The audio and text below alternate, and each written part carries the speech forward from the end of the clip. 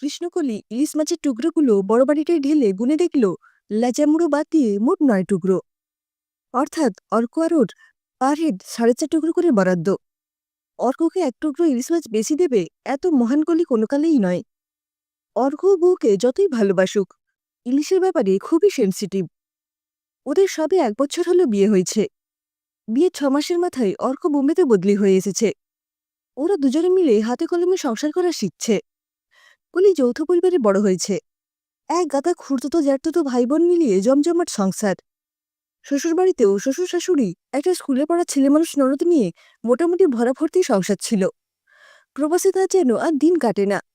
একটা চাকরি বাকরি না পেলেই নয়। কলি মাছের টুকরো গুনার মতো সংসারই মোটেও নয়।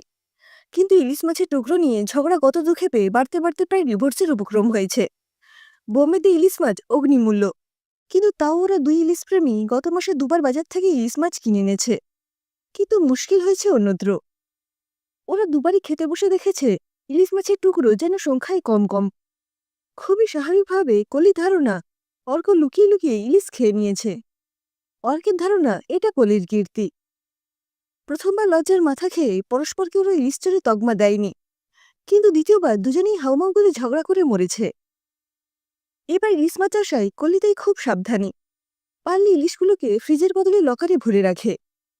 সেদিন শনিবার, তারপর মাসের শুরু। ওরা পুরনো ঝগড়া ভুলে আবার একটা মাঝারি মাপের চকচকে ইলিশ কিনে আনলো। নুন হলুদ মাখানোর সময় আরেকবার গুনে নিল কলি। পুরো 9 পিসই আছে। 4টে ভাজবে আর 5টা বেগুন দিয়ে পাতলা ঝোল করবে। সর্ষে বাটাটা এখনো ঠিক সড়গড় হয়নি তার, এই তো হয়ে যায়। ইলিশ মাছের ঝোল করে কলি চান করতে গেল। ভাজাটা অর্ক করবে। গায়ে দুমুক জল ঢালতে না ঢালতে বাথরুমের দরজায় অর্কের চিৎকারে বেরিয়ে এলো কলি। অর্ক চেঁচাচ্ছে, ঝোলের পাত্রে মাত্র 2 টুকরো মাছ, বাকিগুলো কোথায় গেল? অর্ক মাছ ভেজে ঢাকা খুঁজতে গিয়ে ঝোলের ঢাকা তুলেছিল। অলি গজগজ করতে করতে রান্নাঘরে এলো। পেছন পেছন অর্ক। হায় রে পোড়া কপাল! 4 টুকরো ভাজার মধ্যেও 2 টুকরো হাপিস। অর্ক এবার একেবারে হতভম্ব। এই তো সে মাছগুলো ভাজল, এ কি ভেলকিবাজি! অর্কর ধারণা হলো খোলা জানলা দিয়ে বিড়াল ঢুকেছিল। অগ্নিশর্মা কলির অবশ্য ধারণা ঝোলের ইলিশ, ভাজার ইলিশ সব অর্কই খেয়েছে। রেগে মেগে সে 1 টুকরো মাছও খেল না। অনলাইনে মটন বিরিয়ানি আনিয়ে নিল। অর্ক বেড়ালে মুখ দেওয়া মাছ খাবে কিনা ভাবতে ভাবতে বিরিয়ানিই খেয়ে নিল। প্রচুর সংশয় বুকে নিয়ে মাছের পাত্রগুলো উঠে গেল ফ্রিজে। রাত্রে খুটখাট শব্দে ঘুম ভাঙল কলির। অর্ক অফিসের কাজ সারছিল। নিশ্চয়ই ফ্রিজ থেকে ইলিশ মাছ বের করে খাচ্ছে। ইলিশ মাছের ব্যাপারে সে বোধহয় স্বয়ং ঈশ্বরকেও বিশ্বাস করে না। রান্নাঘরে গিয়ে কলি ভিড়মি খাই বুঝি। অর্ক কোথায়? ফ্রিজ খুলে মাছ খাচ্ছে তারই বয়সী একটা মেয়ে। কৃষ্ণকলি ভিড়মি খেতে খেতে সামলে নিল, কারণ ইলিশের শোকের কাছে অন্য ভয় তুচ্ছ। অলির গলা দিয়ে একটা আক করে আওয়াজ বেরোতেই ঘুরে তাকালো মেয়েটা। তার হাতের ইলিশ মাছটা হাওয়ায় ভাসতে লাগলো, আর তার দেহটা গেল হাওয়ায় মিলিয়ে। কিন্তু দেব দানব গন্ধর্ব বা মেছুপেতনি যাই হোক, ইলিশ চোরকে এত সহজে ছেড়ে দিতে রাজি নয় কলি। সে ইলিশ মাছটা দেখে আন্দাজে চেপে ধরল কনকনে ঠান্ডা একটা অদৃশ্য কবজি। পেতনিটাও হ্যাংলা কম নয়। ইলিশ মাছের টুকরোটা রেখে দিলেই চুকে যেত লাটা। কলি ওর হাত চেপে ধরতে পারত না। কলির বজ্রমুষ্টি থেকে একে বেঁকে হাত ছাড়াতে ছাড়াতে পেতনি নাকি সুরে প্যান প্যান করতে লাগলো। এই কলি, ছেড়ে দে বলছি, ভালো হবে না কিন্তু। কলি নাজুক হলে কি হবে, তার তখন রোগ চেপে গেছে। তুই যা পারিস কর, আমি তোকে ছাড়বো না, চোর কোথাকার! কি চুরি করি রে আমি? সামান্য এক টুকরো ইলিশ মাছই তো নেই। ইলিশ চুরি মোটেও সামান্য ব্যাপার নয়। আর মুম্বাইতে তো সোনার দামে ইলিশ কিনতে হয়, ওতে ভাগ বসাবি কেন? সে অনেক কথা। রাত হয়েছে, তুই ঘুমোবি না? তোর বর তো স্টাডি রুমেই ঘুমিয়ে কাদা। আবার আমার টেক কেয়ার করা হচ্ছে। এক রাত না ঘুমলে মহাভারত অশুদ্ধ হবে না। আজ তোর একদিন কি আমার একদিন। আমার সব কথা শুনলে এমনটি বলতে পারতি না রে কলি। তাই নাকি? তাহলে তোর কথাই আজ শুনি। মাস্টার কি করব? চল বাইরের ঘরে বসে খাবি। কলিয়ার পেতনি বাইরের ঘরে বসে আড্ডা মারতে লাগলো। হ্যাঁ রে, তোর নাম কি? আমার এখন কোনো নাম নেই। আগে নাম ছিল চন্দ্রাবলী। বাপরে, চন্দ্রাবলী বলতে হলে তো দাঁত ভেঙে যাবে। আমি তোকে বরং চাঁদু বলে ডাকবো। চাঁদু বল খাদু বল, যা খুশি বল, একটু ইলিশ মাছ খেতে দিস।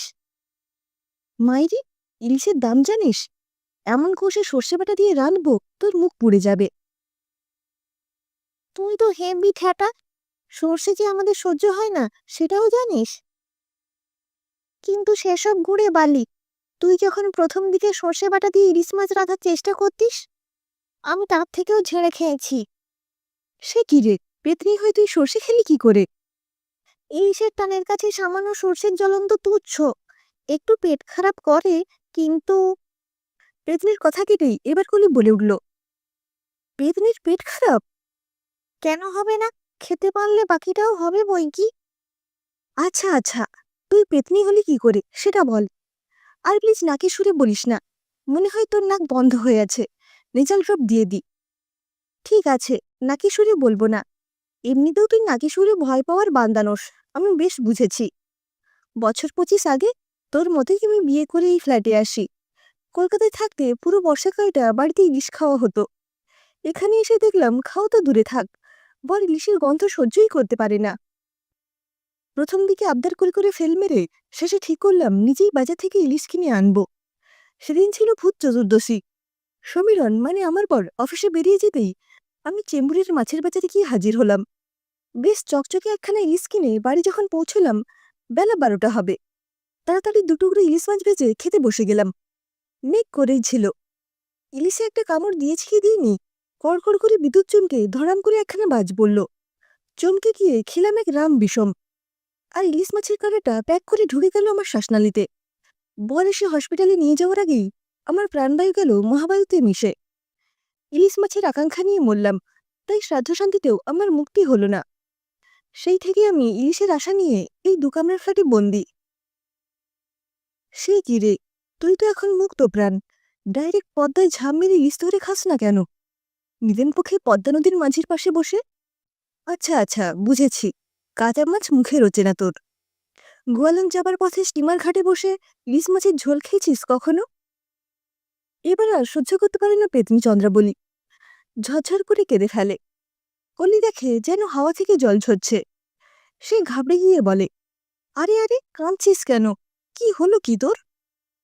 আমি এই ফ্ল্যাট ছেড়ে কোথাও যেতে পারি না, এমনকি ইলিশ মাছের বাজারে অব্দি যাওয়ার উপায় নেই আমার। আমি এখানে মরেছি, তাই এই ফ্ল্যাটের দেওয়ালে ইলিশ ইলিশ করে মাথা ঠুকি। এতদিন শুধু অবাঙালি ভাড়াটে এসেছে, আর আমি উপসী ছাড়পোকার মতো কেঁদে কেঁদে ফিরেছি। যদিও কৃষ্ণকলি কখনো কোনো কাদন্ত উপসী ছাড়পোকা দেখেনি, তবু চাঁদুর জন্য সহানুভূতিতে তার মন গলে গেল। চন্দ্রাবতী বলল, জানিস, যেদিন তোরা বাড়ি দেখতে এলি সেদিন আমার যে কি আনন্দই হয়েছিল কি বলবো। তোদের দুজনের গায়ে ভুরভুর করে মাছের গন্ধ বেরোচ্ছিল। কলির কথাটা ঠিক পছন্দ হলো না। সে মুখ ভেটকে বলল, খবরদার, আমার বরের গায়ের গন্ধ শুকবি না। চন্দ্রাবলীর কৃষ্ণকলি কিন্তু অতঃপরই সই পাতিয়ে ফেলল। অর্ককে কলি চাঁদুর কথা বলেছে, কিন্তু অর্ক না চাঁদুকে দেখতে পায় না শুনতে পায়। কলি একটা চাকরিও জুটিয়ে ফেলেছে, ফলে ওদের ইলিশ মাছের বাজেট কিঞ্চিত বেড়েছে। এখন আর নিছক ইলিশ মাছের ঝোল হয় না, চন্দ্রাবলীর রেসিপি অনুযায়ী অর্ক আর কলি দই ইলিশ, ইলিশ তিলোত্তমা, ইলিশের পাটিসাপটা, ইলিশের লটপটি কত কী রাঁধে। চন্দ্রাবলী ইলিশ রান্নার দায়িত্বটা নিজের কাঁধে নিতে চেয়েছিল, কিন্তু অর্ক সোজাসুজি পেতরি রান্না খেতে আপত্তি জানায়। চাঁদুর ইলিশ মাছই ধ্যান জ্ঞান। সে অন্যান্য মাছ 2-1 টুকরো খেলেও তাতে তার অত উৎসাহ নেই। আষাঢ় মাস প্রথম দিবসে কলি আর অর্ক জোড়া ইলিশ নিয়ে এলে চাঁদু তাদের সিঁদুর দিয়ে বরণ করে ঘরে তোলে। বরণ করার সময় চাঁদু নাকি সুরে গান ধরে। ইলিশ মাছ হাঁইসা বলে, খরসা মাছ রে ভাই, তুই থাকিস ঝাড় জঙ্গলে, আমি পদ্মায় যাই। তারপর কপালে ইলিশ মাছের আঁশের টিপ পরে আয়নায় মুগ্ধ হয়ে দেখে। এমনি করে সুখে দুঃখে 3-3টে বছর কেটে গেছে। চন্দ্রাবলী এখন কলি আর অর্কের সংসারের স্থায়ী সদস্য। একদিন বাড়িওয়ালা এসে জানালো সে ফ্ল্যাট বিক্রি করে দেবে। সেন দম্পতি যেন যত তাড়াতাড়ি সম্ভব ফ্ল্যাট ছেড়ে দেয়। কৃষ্ণকলি মুখ ভার করে চাঁদুকে এসে বলল, দেখলি তো বাড়িওয়ালা বেটা কেমন হুড়কো দিল, আমাদের পত্রপাটেই ফ্ল্যাট ছাড়তে হবে। কিন্তু তুই কি করবি, তোর তো এ বাড়ি ছাড়ার উপায় নেই। ইলিশ মাছ খাওয়া খদ্দের জোটার সম্ভাবনাও বোম্বেতে বড্ড কম। চন্দ্রাবলী বলল, আমিও শুনেছি, আজ আমি মুম্বাইয়ের বাঙালি ভূত সমাজকে এখানে একটা মিটিংয়ে ডেকেছি। জমিয়ে কটা মাছের পদ রাখিস তো। কত সোজা ভাবছিস তোদের এখান থেকে ভাগানো? তা তুই খবর দিতে কি করে? তুই না এখান থেকে বেরোতে পারিস না? তোদের ইন্টারনেট কানেকশন আছে কি করতে? এখন ভূতেরাও তো পিছিয়ে নেই শোনা। ফেসবুকে কত ভুতুড়ে অ্যাকাউন্ট আছে জানিস? কথা বলতে বলতে কলির ফুলকো ফুলকো গালটা টিপে দিল একটা কনকনে ঠান্ডা হাত। সেদিন গভীর রাতে কলিদের বসার ঘরে যেন হাওয়ার ঝড়। ভূতের মিটিং অ্যান্ড রিটিং বলে কথা। হালকা হাওয়া, ভারী হাওয়া, দুষ্টু হাওয়া, মিষ্টি হাওয়া খেলে বেড়ায় পর্দায়, টেবিল ক্লথে, ফ্যানের ব্লেডে। সকালে যেহেতু ঘুম থেকে উঠল একটু দেরি করে। তারপর কলিকে আশ্বস্ত করে বলল, আজ থেকে খেলা শুরু হয়ে গেছে, হপ্তাখানেক যেতে দে। সপ্তাহ কোথায়, দুদিন যেতে না যেতেই কেঁদে পড়ল গুজরাটি বাড়িওয়ালা। তার নাকি জিনা হারাম হয়ে গেছে। তার কানের কাছে কারা কারা যেন সরু মোটা ইংরেজি হিন্দিতে শাসিয়ে যাচ্ছে, এই ফ্ল্যাট থেকে ভাড়াটে তাড়ালে তারা দেখিয়ে দেবে মজা। এমনকি কেউ কেউ বাংলাতেও ধমকাচ্ছে, যদিও বাড়িওয়ালা মোটেও বাংলা বোঝে না। এদের কাউকে তো দেখাই যায় না, তাহলে পুলিশকে এসে বা কার বিরুদ্ধে হবে? 15 দিনের মাথায় কৃষ্ণকলিয়ার অর্ক পেতনির কল্যাণে সিকি শতাংশ দামে মুম্বাইয়ের প্রাইম লোকেশনে একখানা 2 BHK ফ্ল্যাট কিনে ফেলল। সবই ঠিক আছে, শুধু আজকাল সেন দম্পতিকে মাছ অনেকটা বেশি কিনতে হয়। তাদের বাড়িতে প্রচুর গেস্ট আসে, যাদের অনেককেই চর্মচক্ষে দেখা যায় না।